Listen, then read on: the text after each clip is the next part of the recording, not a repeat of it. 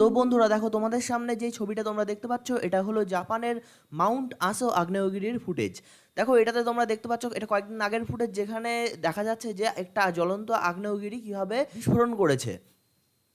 বলা হচ্ছে যে এই আগ্নেয়গিরির ধোঁয়া, সেই ধোঁয়া আকাশে 3 কিলোমিটার পর্যন্ত উচ্চতায় উঠেছে। ঠিক 2014 সালে এইরকমই একটা ভলক্যানো বিস্ফোরণ ঘটেছিল জাপানেই। তো চলো আমি তোমাদের ম্যাপে জাপানে মাউন্ট আসো কোথায় রয়েছে সেটা একটু দেখিয়ে দিই।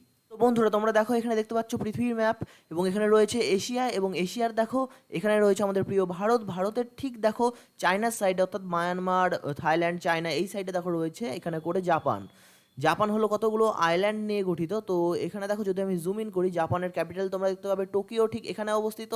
এছাড়া দেখো আরেকটু যদি জুম ইন করি, এখানে যেখানে রেড ডটটা দেখা যাচ্ছে এখানে করে তোমরা দেখতে পাবে মাউন্ট আসো। দেখো এই এলাকাটা সম্পূর্ণ পাথুরে এলাকা, পাহাড়ি এলাকা। তো এখানে রয়েছে জাপানের সবচাইতে বড় জীবন্ত আগ্নেয়গিরি মাউন্ট